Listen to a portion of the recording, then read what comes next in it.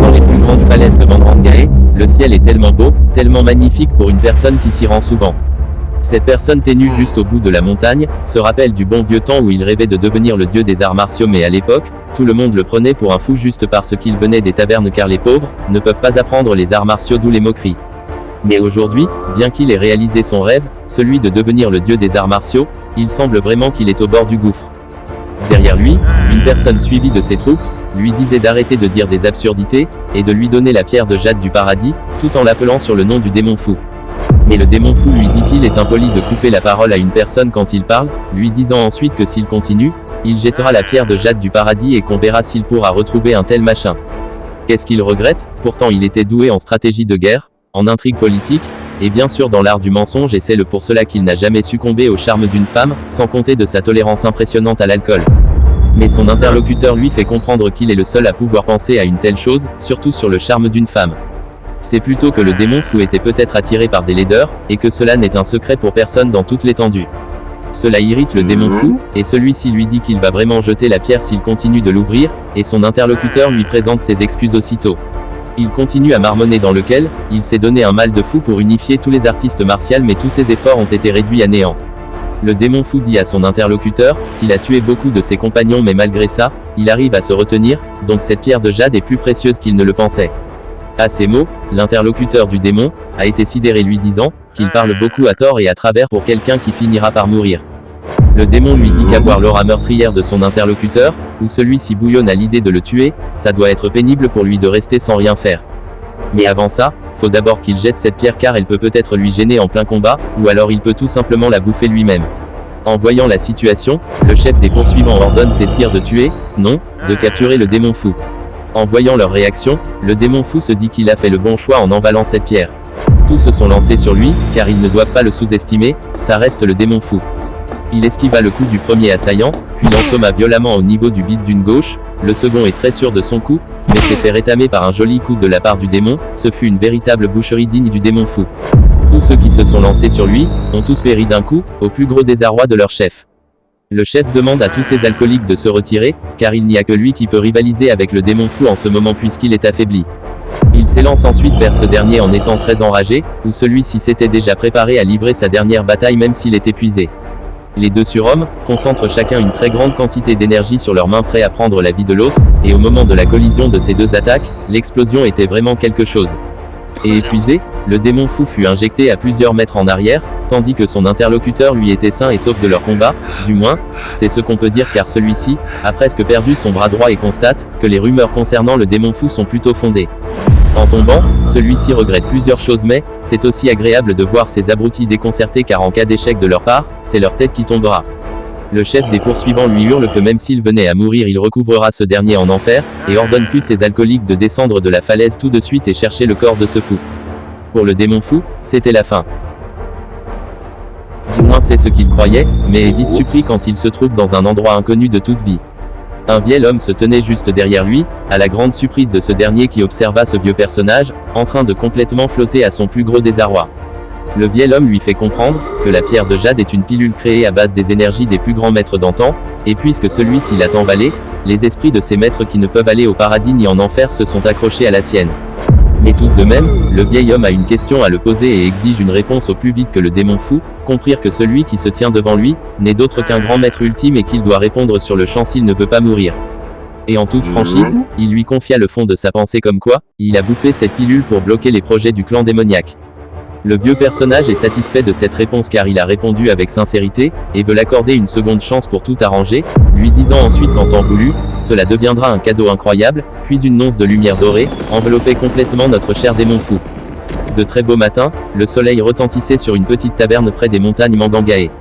Et une personne semble être réveillée ce même matin dans la taverne, et est très surpris des événements qui se déroulent devant ses yeux. Effectivement, ces lieux sont très familiers à celui dont vivait le démon fou dans sa jeunesse. Son nom est Lijaa, un enfant d'à peine 19 ans, qui vit gracieusement à la sueur de son front en vendant de ramel. Lijaa n'est d'autre que le démon fou, qui se rend compte qu'il est de retour 28 ans en arrière dans le passé, et n'arrive toujours pas à y croire.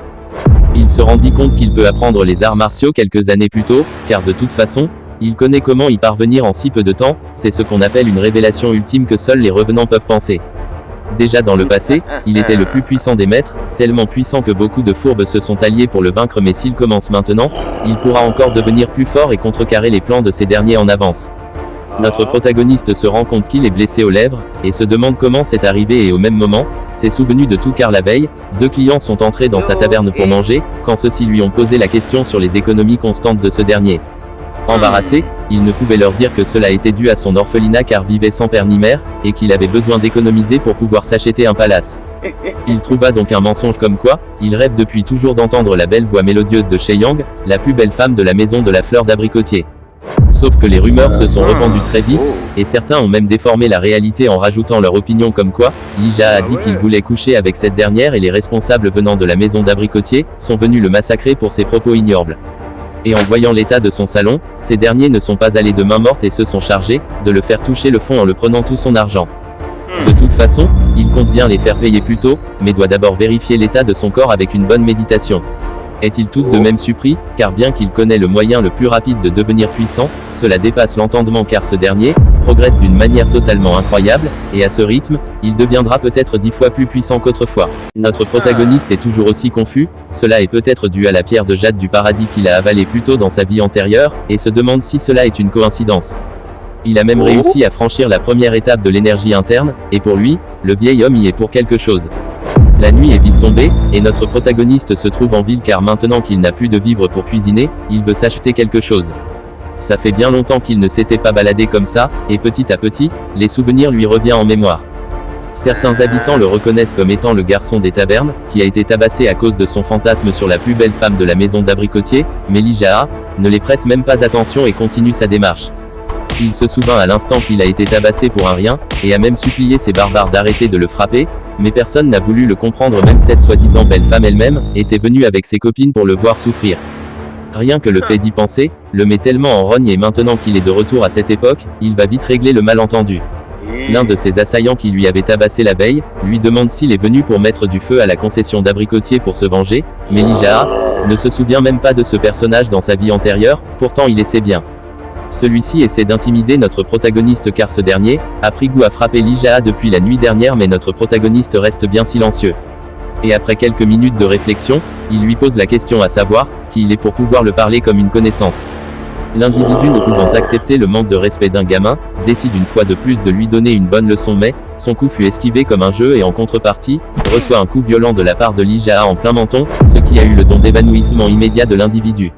Le démon fou continue sa marche en direction de la maison de l'abricotier, sauf qu'en chemin, fait la rencontre d'un des gardes de la concession d'abricotier où celui-ci lui demande de foudre le camp immédiatement s'il ne veut pas être battu à mort cette fois.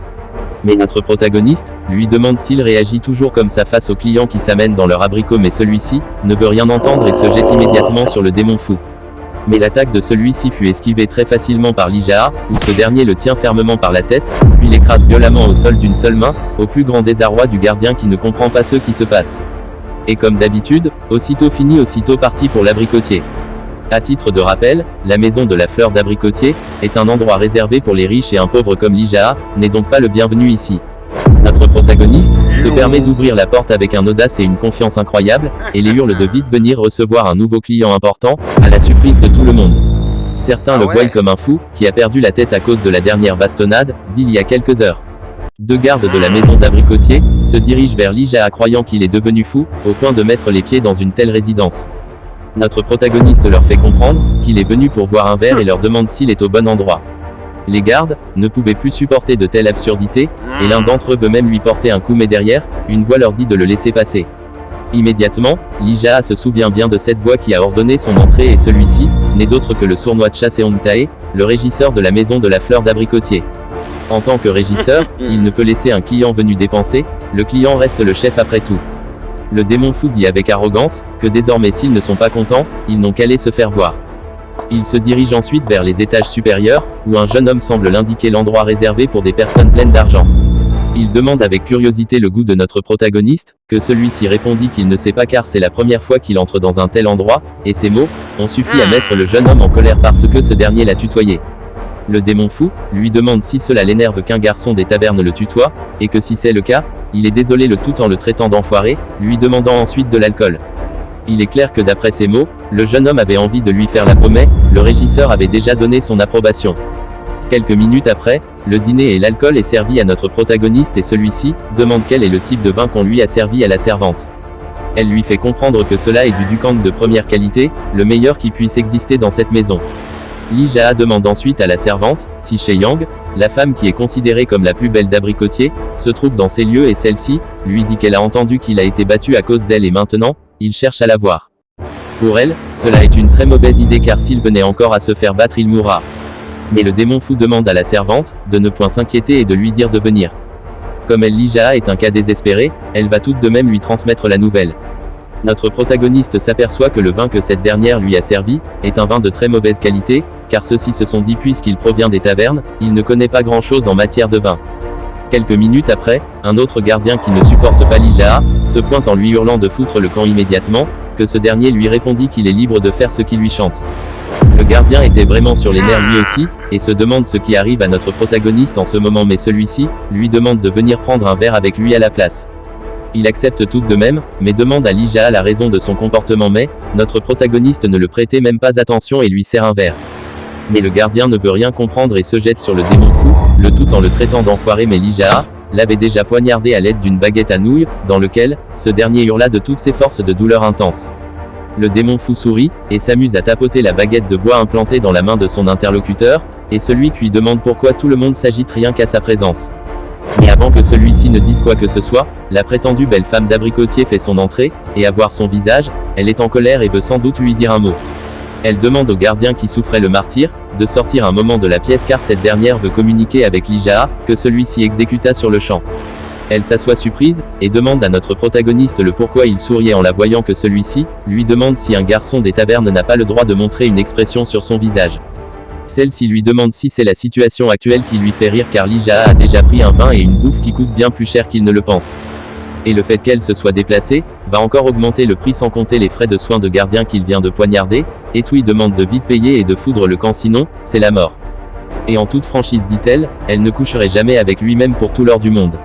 Mais notre protagoniste lui fait comprendre, qu'il n'a jamais dit qu'il voulait coucher avec elle mais, qu'il voulait juste entendre la voix mélodieuse de cette dernière juste une fois, en tant que courtisane. La femme est un peu confuse et se demande, s'il est dire qu'elle a attendu son fausse. Lee Jaa lui dit qu'il est venu ici pour lui dire ça et maintenant qu'il a fini, qu'elle fiche le camp de son champ de vue, au plus gros désarroi de celle-ci.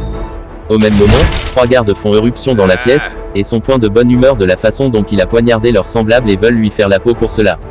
Mais Lee Jaa leur demande une faveur, celui de le laisser finir son verre puisqu'ils sont convaincus de pouvoir le tuer mais ceux-ci, éclatent de rire lui disant qu'il est devenu trop drôle car lui-même sait ce qu'il attend.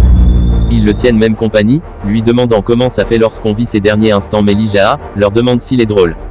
Tous y compris notre protagoniste, commencent à rire aux éclats mais la seconde d'après, ils ont dégainé leurs épées mais Lee Jaa renverse la table avec tout ce qu'il y a dessus, et la renvoie en plein visage de ces derniers à leur très grande surprise. Ils n'arrivent pas à y croire, comment un tel déchet a pu les infliger une telle humiliation mais avant qu'ils ne finissent de marmonner, le démon fou se tenait au-dessus de leur corps, les observant avec un regard les plus sinistres qui soient. Il commence à les frapper violemment, brisa ainsi leur désir de se battre, à la très grande surprise de la servante qui ne comprend pas la tournure des choses. Elle lui demande avec méfiance ce qui se passe, mais Lee Jaa lui demande de l'apporter ce même vin de mauvaise qualité qu'elle lui a procuré plus tôt le tout en la traitant de vieille, que la servante ne peut supporter cette arrogance lui disant ensuite, que ce vin n'est pas de mauvaise qualité. Mais d'un air menaçant, le démon fou lui fait comprendre que d'habitude, il ne frappe pas les femmes qui ne savent rien des arts martiaux mais si elle ose lui prendre pour un idiot encore, elle aura de ses nouvelles. La dame ne pouvait qu'acquiescer même si, cela ne la ravit pas et se dépêche d'exécuter son verdict. Lee Jaa les demande derrière, s'il est toujours autant drôle maintenant qu'ils sont dans cet état mais au même moment, le régisseur accompagné de ses troupes se dirige dans la pièce où se trouve ce dernier. Celui-ci, est très en colère des agissements du démon fou, quant à ce dernier, lui est très ravi de le voir enfin. Le régisseur observe délicatessement les lieux, et constate que ses gardes les plus fidèles se retrouvent au sol raide évanouis, et remplis de cicatrices. Il demande avec colère à notre protagoniste, s'il était devenu fou car il y a quelques jours, il implorait le pardon pour sa misérable vie et voilà qu'aujourd'hui, il vient et commence à foutre le bordel partout. Mais Lee Jaa ne le répond pas, et continue à les fourbe pendant que celui, si impatiente de sa réponse et au bout de quelques minutes, il attaque rapidement au niveau du cou que celui-ci esquiva avec une rapidité incroyable, puis saisit un vase qui se tenait au sol à la surprise du régisseur, lequel s'est fait fracasser le crâne violemment par ce même vase qu'avait Lee Jaa. Même les autres gardes derrière le régisseur, ont reçu aussi l'attaque de ce dernier et tout comme eux, le régisseur s'était blessé au niveau de l'œil. Notre protagoniste se tient devant eux leur demandant s'il y a des volontaires pour le massacre, mais personne ne veut attaquer de front le nouveau Lee Jae, car il est clair que ce n'est pas celui dont ils connaissent. Sauf que ce dernier avait réussi à réveiller la colère du régisseur et celui-ci bouillonne à l'idée de le castrer comme une chèvre, et veut maintenant dégainer son épée pour en finir, mais celui-ci lui demande de bien réfléchir à la situation, de bien réfléchir avant d'agir, car s'il dégaine son épée de son fourreau, il mourra. L'instinct de survie a pris le dessus sur le régisseur et celui-ci comprendre que Lee Jae ne plaisante pas puisque tout à l'heure, il n'a pas pu le toucher car ce dernier était tellement rapide et de plus, il ne peut prédire les mouvements du démon. Il se ressaisit vite avant qu'il ne soit trop tard, et demande à ses sbires de rengainer leur épée. Il demande ensuite à Lee Jae ce qu'il veut et ce qu'il compte en faire maintenant, mais celui-ci lui dit qu'il veut les 3 frères Joe, donc les responsables de cette maison close. Mais le régisseur lui dit qu'ils ne sont pas là pour le moment, mais dès qu'ils viendront, il leur passera le message. Les autres gardiens encore debout, ramassent leurs semblables et se dirigent vers les infirmeries, tandis que notre protagoniste suivi du régisseur reste un moment pour parler. Croyant que Lee Jae est un ignorant en matière de vin, il veut lui servir un peu pour entamer la discussion, mais le jeune homme sait que cela n'est pas du bon vin et lui crache le morceau au visage, ce qui le fiche sur place. Il demande à ce dernier de goûter son vin en premier, et celui-ci l'exécuta sans paniquer, lui disant qu'aucun poison s'y trouve. Lee Jae lui dit qu'il veut des informations concernant les 3 frères Joe au plus vite, mais le régisseur aborde un regard sinistre à notre protagoniste, que ce dernier ne le supporte pas. Le démon fou lui fait comprendre qu'il va le torturer jusqu'à ce qu'il va lui-même parler, et en voyant cela, le régisseur s'agenouilla et commence à supplier notre protagoniste de l'excuser si celui-ci s'était mis en colère. En même temps, Chae-young va entrer dans la pièce et a été surprise de voir le régisseur en train de lécher les bottes de Lee Jae, mais celui-ci ne la gère même pas. Elle n'arrive pas à comprendre comment un personnage respecté comme le régisseur, qui n'est d'autre que son supérieur, ait été blessé par un simple gamin, alors qu'il est souvent connu pour son influence grotesque sur les gens. Il lui demande avec colère de se ressaisir et d'aller s'asseoir auprès de notre protagoniste, chose qu'elle exécuta rapidement sans broncher. Lee Jae lui dit que les hommes aussi ont un cœur, même un enfant des tavernes peut aussi éprouver un amour pur et innocent.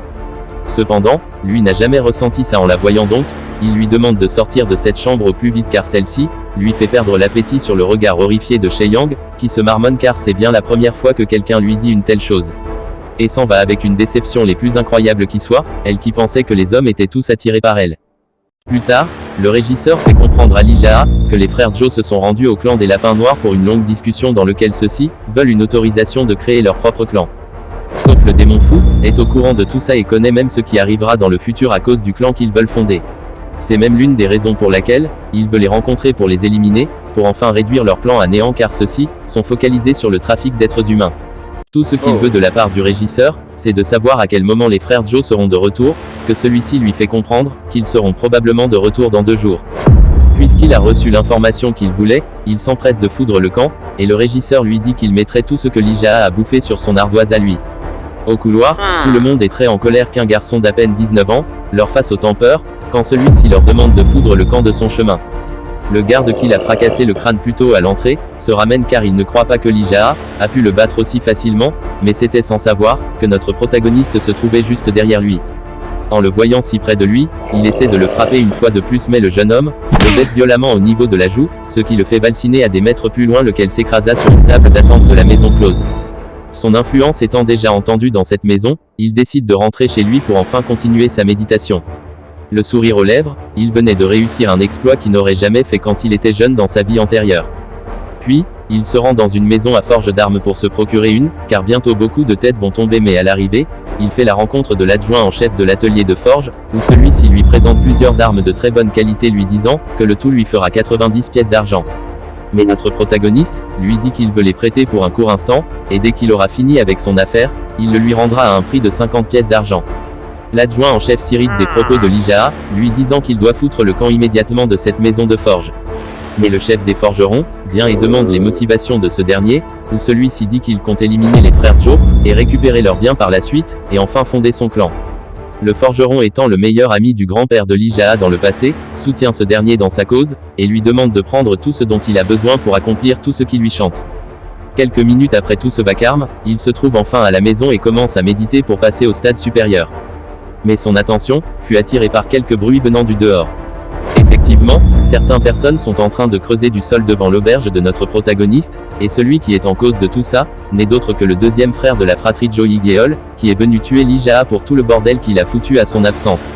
Il demande à notre protagoniste de s'asseoir immédiatement car il a une nouvelle à lui annoncer. Pendant que ses sbires sont en train de creuser sa tombe, il dit à notre protagoniste que lui et ses frères étaient en grande réunion aujourd'hui, et que tous ses entretiens l'ont épuisé.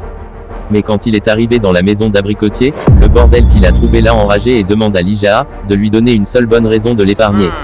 Mais cela fait plutôt rire notre cher démon fou, pendant que le deuxième frère Joe lui demande s'il n'avait pas peur, mais Lijaha lui demande en retour de s'il doit plutôt pleurer face à un déchet comme lui. Ces mots ont eu le don d'énerver le deuxième frère Joe, mais au moment où celui-ci voulait ramasser la dague qu'il a implantée un peu plus tôt sur la table, il fut abasourdi car elle avait déjà été prise par Lijaha, lequel lui implanta la dague profondément dans la paume de main. Le démon fou lui repose la même question, à savoir de lui donner une seule bonne raison de lui laisser la vie sauve. Ceux qui creusaient informent à leur maître qu'ils ont terminé de creuser la tombe de Lijaha, mais celui-ci, pris en mauvaise posture, les hurle de continuer à creuser plus profondément. Au fond de lui, il comprend pourquoi personne n'a pu l'arrêter à la maison de l'Abricotier, et lui dit qu'il a peut être appris des arts martiaux temporairement, mais lui a beaucoup d'expérience en termes de combat, mais tout à coup, s'est fait transpercer de tout part de ses bras par notre protagoniste, qui s'est fait encore transpercer l'autre bras à son plus grand désarroi. Il n'avait plus que ses yeux pour observer, et sa bouche pour crier de douleur. Lijaha lui demande à quoi ce trou allait servir et, le deuxième frère Joe lui répondit que c'était pour le menacer. Notre protagoniste lui repose la question, à savoir de lui donner une bonne raison de lui laisser la vie sauve, mais celui-ci reste un moment à négocier avec la douleur qui avait dépassé le niveau 100. Lijaha lui fait comprendre qu'il est lié à beaucoup de bassesses de trafic d'êtres humains, et que nombreux de ses victimes étaient ses amis. Le deuxième frère Joe, inquiet, panique de la situation et commence à le menacer, mais avant qu'il ne finisse même de parler, il s'était fait transpercer violemment au niveau du torse avec sa dague. Le démon fou lui avait bien posé la question, mais ce dernier a choisi de le menacer.